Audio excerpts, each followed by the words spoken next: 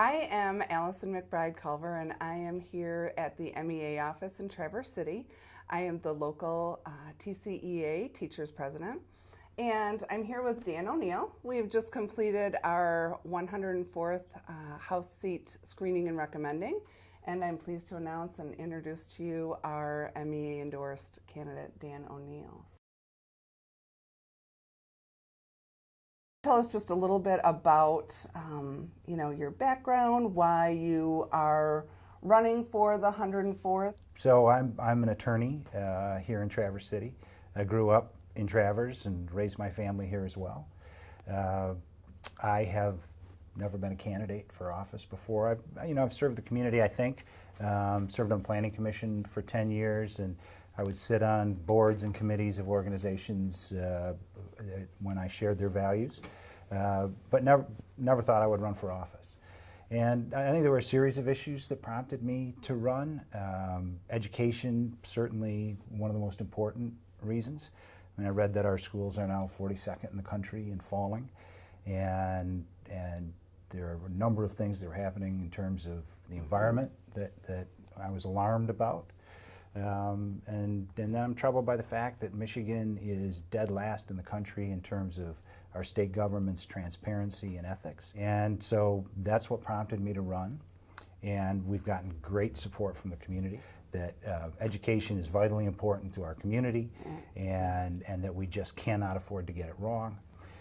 If you aren't able to gain the support of the teachers in your community, you've missed your mark somewhere, right?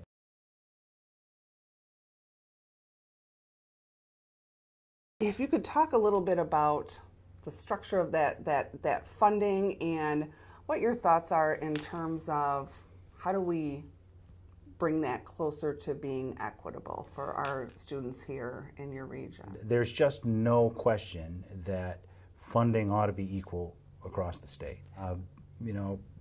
I tell people all the time, schools are an agreement we made together because we recognize that education is so important to our community. And it provides an opportunity to every child in a community in a way that many institutions don't.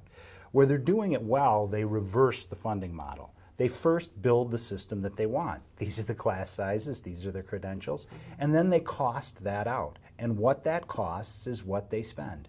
And if you think about it, that makes perfect sense. In fact, that's the only way it will work.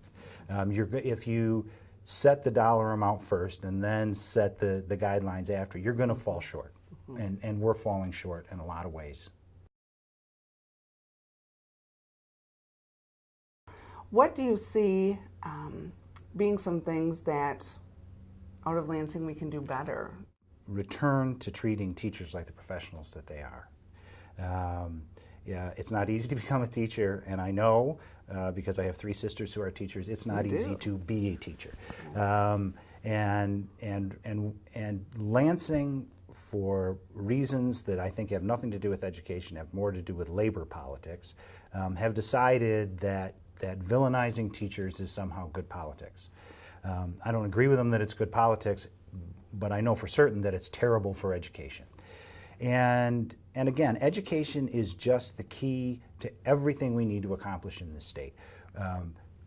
States with better educations have higher incomes, which generate more tax revenue and allows you to do more infrastructure spending. And it all begins with education.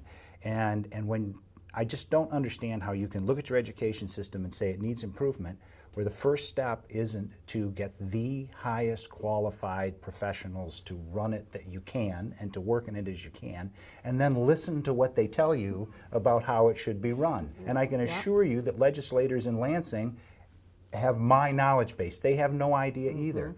Why we don't ask the people who know. So I think we need to remove those sorts of obstacles, increase teacher compensation, and then start listening to teachers in the way and to determine how we're going to run this thing in the future. If you could talk a little bit about your thoughts on how do we keep students and school employees safe when they go to school, they go to work every day? When it comes to the school setting, I think that teachers have a right to be safe in the place that they work, and parents have a right to expect that their kids will be kept as safe as they can in the place that they send them to school. But I'm troubled with the ideas that there needs to be more guns in school, that somehow that will make people safer. I don't think that that's true. I think that there need to be fewer guns in school. I think there need to be no guns in school. I think is the direction we need to be heading. I believe that there is an awful lot of work to be done on education. I believe that there's an awful lot of work to be done in this state on the way we treat public employees. And I know that it's going to be a battle to get those things done. And I'm just really proud to be in this fight with teachers. And I'll tell you what, we're with you. We're with you on that. Thanks. So November 6th, looking forward to it. Absolutely. And looking more forward to November 7th. Yeah.